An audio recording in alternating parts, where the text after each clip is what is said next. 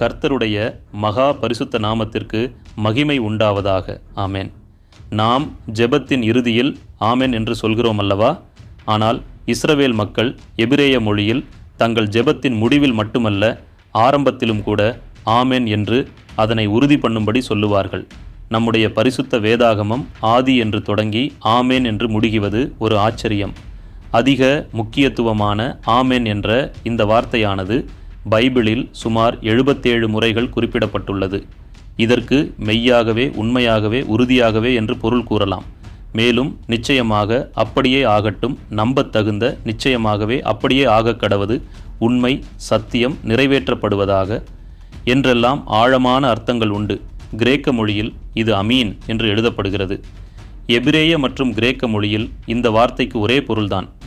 ஆமென் என்னும் வார்த்தையின் மூலமாக ஒருவர் தான் கூறிய தன்னுடைய வாக்கையோ அல்லது தான் செய்து கொள்ளும் உடன்படிக்கையையோ உறுதி பண்ணுகிறார்.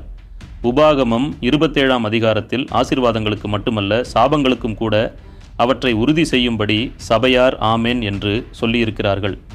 தமிழ் வேதாகமத்தில் மெய்யாகவே மெய்யாகவே என்று எழுதப்பட்டுள்ள வசனங்கள் எல்லாம் ஆமென் என்ற வார்த்தையின் மொழிபெயர்ப்பு ஆகும். ஜெபத்திலும் சங்கீதத்திலும் ஆராதனையிலும் ஆமென் என்னும் இந்த வார்த்தை பொதுவாக பயன்படுத்தப்பட்டிருக்கிறது. ஏசாயா 65:16ஆம் வசனத்தில் கர்த்தர் சத்தியதேவன் என்று அழைக்கப்படுகிறார். மூல எபிரேய மொழியில் இந்த வாக்கியத்திற்கு ஆமெனின் தேவன், த காட் ஆஃப் அமென் என்று பொருள். கர்த்தர் நித்திய காலமாக உண்மையுள்ளவர். ஆகவே அவரை எப்பொழுதும் எல்லா சூழ்நிலையிலும் சார்ந்திருக்கலாம் என்னும் பொருளை கூறுவதற்காக ஏசாயா தீர்க்கதரிசி சத்தியதேவன் என்னும் வாக்கியத்தை பயன்படுத்தி இருக்கிறார். புதிய ஏற்பாட்டிலும் வெளிப்படுத்தல் புத்தகத்தில் 3ஆம் அதிகாரம் 14ஆம் வசனத்தில் கர்த்தராகிய இயேசு கிறிஸ்துவிற்கு உண்மையும் சத்தியமுமுள்ள சாட்சியும் தேவனுடைய சிருஷ்டிக்கு ஆதியுமாயிருக்கிற ஆமென் என்னும் பெயர் கொடுக்கப்பட்டிருக்கிறது. நம் ஆண்டவராகிய இயேசு கிறிஸ்து நித்திய காலமாக உண்மையுள்ளவர், நம்பத்தகுந்தவர். கட்டளைகள், ஜெபங்கள், துதிகள், வாழ்த்துதல்கள் முதலியவற்றில் சபையிலும் நிருபங்களிலும் வழங்கப்பட்டு வரும் ஒரு ஆமோதிக்கும் வார்த்தையாகும்.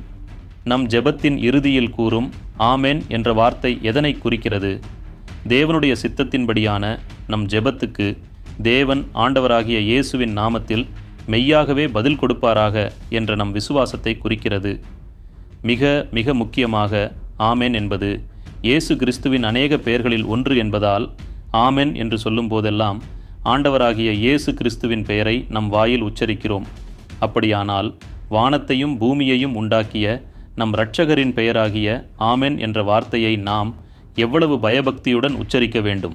ஆனால் இன்றைய நாட்களில் எழும்பியுள்ள நவீன எழுப்புதல் நாயகர்கள் ஆராதனை எனும் போர்வையில் இயேசுவின் நாமத்தையே ஏனோதானோவென்று கருதி இடுப்பை வளைத்து நெளித்து ஆடி ஆமேன் என்று சொல்லி பாடுவதை பார்த்தால் பாவம். அவர்கள் சத்தியத்தை குறித்த தெளிவான அறிவற்றவர்கள் என்று விளங்குகிறது. ஆனால் உலக ஞானம் ஏராளமாய் உண்டு. அது இங்கே அவர்களுக்கேற்ற மனிதர்களையும் பணத்தையும் லட்சம் லட்சமாய் சம்பாதிக்க வைக்கிறது.